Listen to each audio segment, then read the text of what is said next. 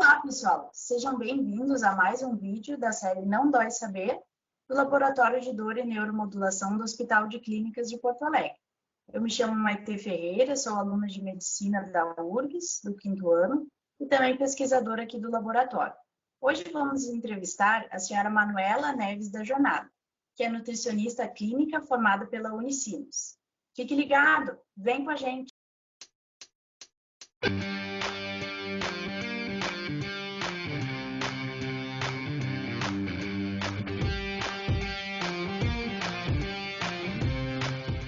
A Manuela Neves da Jornada é nutricionista clínica formada pela Unicinos, com mestrado pela URGS em Medicina no estudo da relação intestino-encéfalo e atualmente desenvolve seu projeto de doutorado, também pela URGS, sobre neuromodulação e comportamento alimentar em pacientes com fibromialgia. Seja bem-vinda, Manuela. Obrigada, eu que agradeço. Um prazer tê-la aqui conosco. Prazer é meu. Pessoal, muitas vezes escutamos a seguinte frase: não estou com fome, mas estou com vontade de comer alguma coisa. Doutora Manuela, qual a diferença entre sentir fome e ter apetite? É bem diferente, né, Maitê? A fome, que a gente chama de fome física, né, é quando já estamos há um tempo sem comer, né, sem nos alimentarmos, e podemos ter uma sensação de ronco no estômago, por vezes dor de cabeça, falta de concentração, né? Esse tipo de fome, qualquer alimento sacia, né? Qualquer refeição, qualquer alimento, e interrompe.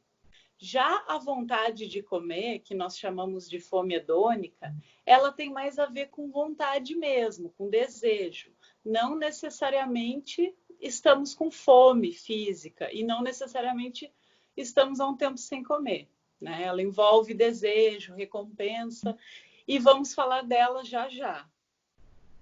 Certo, então esse segundo aí seria mais o apetite, né? Exatamente.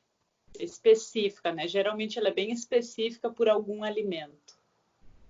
Sim, geralmente vontade de comer um doce ou um salgado. Exatamente. Continuando então. Pessoal, vocês já devem ter se perguntado por que algumas pessoas gostam de levar uma alimentação saudável, balanceada, enquanto outras pessoas não se importam em comer alimentos que a gente chama de hiperpalatáveis, como bolacha recheada, pizza, chocolate, batata frita, e acabam comendo esses alimentos várias vezes por dia. Ou ainda, talvez já tenham se perguntado, por que algumas pessoas têm o hábito de abrir a geladeira várias vezes ao dia, ficar comendo petiscos, beliscando, enquanto outras pessoas gostam de ser mais regradas e fazer as refeições nos horários certos. Doutora, quais os fatores internos e fatores externos que podem influenciar no comportamento alimentar das pessoas? Primeiro, né, aquela famosa pergunta, Maitê, por que gostamos tanto de comer, né, de comida? Então, assim, por uma questão evolutiva, o ser humano precisou gostar de comer. Comer precisou ser um prazer para motivar a busca do alimento em tempos de escassez, né, para motivar a caça. Então, comer precisou ser um dos maiores prazeres que nós temos, né? E a ingestão de alguns nutrientes, de alguns alimentos, como sementes, como proteína, como alguns grãos, foi responsável pelo que chamamos de encefalização, que é o aumento do volume e da funcionalidade do nosso cérebro, né? Então, assim, esse é o principal motivo de por que comer, né, gera tanto prazer. Mas o nosso comportamento alimentar ele é regulado por mecanismos bem complexos. Basicamente, são os mecanismos homeostáticos e os hedônicos. Os homeostáticos, eles têm mais a ver com a regulação de fome e apetite para o balanço energético, né, para a quantidade de energia e de nutrientes que a gente precisa, né? Eles regulam mais essa parte. Já os mecanismos hedônicos são aqueles mecanismos que envolvem desejo, lembranças, né? Os mecanismos hedônicos, eles estão muito envolvidos no que a gente acabou de falar agora, de alimentos hiperpalatáveis, né, Maitê? Que são, né? A Maitê deu alguns exemplos. São alimentos que despertam muito esse prazer, né? Então, assim, esse tipo de alimento, os estudos mostram que eles são capazes de despertar esse prazer através da secreção, da liberação de dopamina no sistema de recompensa cerebral, né? Então, assim, eles são capazes de gerar um prazer maior do que outros alimentos, tá? Então, o sistema de recompensa, né, quando ele é ativado, então, em função, nesse exemplo da comida, nós continuamos a comer até que dopamina suficiente tenha sido liberada. Mesmo não havendo uma necessidade calórica naquele momento. Não havendo. Na maioria não há. Na maioria das vezes não há uma necessidade fisiológica, né? Nesses exemplos que a Maitê deu de biscoito recheado, chocolate, batata frita, são alimentos que têm um poder de liberar dopamina muito grande, né? E em alguns, a gente sabe que nos obesos, esse controle está alterado. Então, a pessoa vai comendo até dopamina suficiente ser liberada e a dopamina não é liberada nessa quantidade. Então, a pessoa segue comendo, né, o que nós chamamos de tolerância clínica. Sim. Eu me lembrei daquela famosa frase, né? Vontade de comer uma comida da avó, um bolo da avó. Exatamente. Né? Trazendo outra situação do dia a dia também. Vejo muitas pessoas comentando. Essa semana tive uma prova muito difícil, tive uma apresentação de trabalho, tive uma entrevista de emprego. Então, essa noite eu quero sair para comemorar no meu restaurante favorito, né? Eu quero ir numa confeitaria. Ou um outro exemplo, hoje estou muito triste, estou muito para baixo, então hoje eu posso quebrar a dieta porque eu mereço comer um doce. Pessoal, isso tem muito a ver com o nosso sistema de recompensa, que a doutora já mencionou, e também com o metabolismo da dopamina. Doutora, como explicar esses comportamentos do ponto de vista nutricional? Uhum. A alimentação, como a Maitê deu o exemplo, né, da comida da avó, enfim, ela está envolvida nessa questão cultural, social, né, de lembranças, de celebração, e deve continuar sendo assim, né? A comida é uma importante fonte, uma importante fonte de prazer e deve continuar sendo. O grande problema é quando nós comemos para amenizar ou para mudar alguma emoção, né? Que é também como a Maitê falou, estou triste, quero comer um doce, né? Então, assim, o problema é quando a gente usa isso, né? Para amenizar alguma situação que nos desagrada. Isso é um mecanismo do nosso cérebro, né? Comer dá prazer, assim, falando de maneira simples, comer dá prazer, eu estou sentindo uma situação desagradável, logo vou comer para tentar amenizar, né? Isso torna a gente tem aí uma questão de comportamento alimentar disfuncional. Por quê? Né? Comer não vai mudar aquela situação, aquela emoção, né? E ainda pode gerar mais dois problemas, que é a culpa por ter comido e o ganho de peso, né? Então, assim, a gente sempre tem que lembrar disso. Muitas vezes, essa compensação com a questão da comida inicia lá na infância, né? Um exemplo clássico é o mel na chupeta, né? Então, assim, se inicia na infância.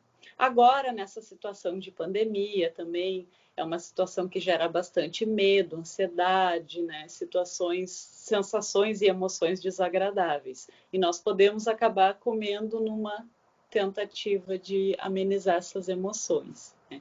Isso sim se torna um problema. É o que nós chamamos de comer emocional. E o comer emocional também, muitas vezes ocorre em algumas situações onde necessidades básicas não estão sendo atendidas, como poucas horas de sono, né? Uma noite mal dormida, uma privação alimentar exagerada, né? Essas dietas da moda. E alto nível de estresse também, né? Pode desencadear o que nós chamamos de comer emocional.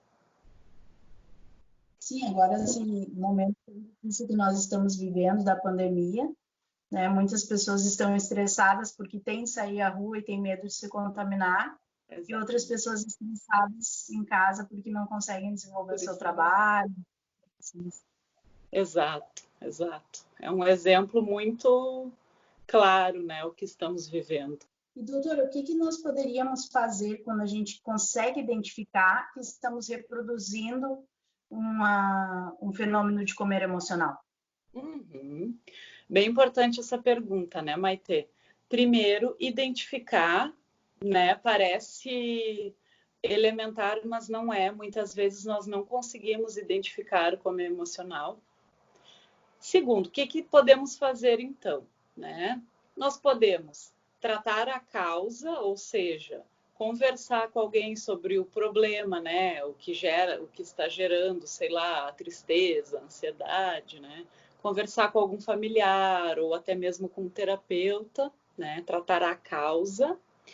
Segundo, nós podemos tirar o foco da comida, né? Trocar o foco. Então, fazer alguma atividade que dê prazer, né? Porque a comida dá prazer. Então, nós temos que substituir por alguma atividade também de prazer para que funcione, né? Então, meditar, ler um livro, assistir uma série, ligar para alguém, né? Então, isso funciona bastante. E a terceira e última do que nós podemos fazer, né, opção, seria comer mesmo assim, porque muitas vezes acontece, né, a gente identifica, mas não consegue não ter aquele comer emocional, né? Então, bom, comeu, né, não consegui resistir, encarar isso como uma experiência, como um aprendizado. Tentar não se culpar demais, porque não vai adiantar, né? Pensar que nós somos humanos, né? Não é só nisso que a gente erra. Então, assim, bom, eu comi, né? Não vai resolver meu problema, mas então da próxima vez eu vou tentar, né? Fazer alguma atividade de prazer ou falar sobre, né? Nunca encarar como um fracasso, uma falha. Nunca tentar se punir. Hoje eu comi 2 barras de chocolate, então amanhã eu vou fazer uma dieta só tomando água com limão e comendo ovo, por exemplo. Né? Exato. Isso que a Maite falou é muito importante. Essa compensação com uma dieta muito rígida, nós falamos ali, né? É uma das. A restrição exagerada, nós sabemos que ela pode desencadear, inclusive, compulsão alimentar, né? O nosso cérebro não gosta de uma privação tão grande. Então, assim, é bem isso. Bom, não deu, vou voltar para minha alimentação balanceada, né? Esse errinho ficou ali, né? Vou tentar aprender com ele. Então, nunca tentar compensar dessa forma, porque não funciona. A chance de acontecer de novo, inclusive, é maior. E um grande desafio, eu acho também, muitas vezes, é a atitude dos familiares, né, dos companheiros, de incriminar a pessoa, de humilhar, né, Exato. acaba só piorando sempre, né? Só piora. O nosso julgamento piora, o julgamento dos outros também, né, dos familiares, do companheiro, bem como a Maite falou. É bem complicado, assim, né? Então, tá bem, doutor. Acho que conseguimos abordar questões muito, muito amplas e, ao mesmo tempo, conceitos específicos, né, da área da nutrição. Foi um prazer tê-la aqui conosco. O prazer foi meu, Maite. Muito obrigada. Espero que rapidinho, mas que consiga ter passado um pouco de conhecimento. Com certeza. Bem, pessoal, esse foi o vídeo de hoje. Espero que tenham gostado.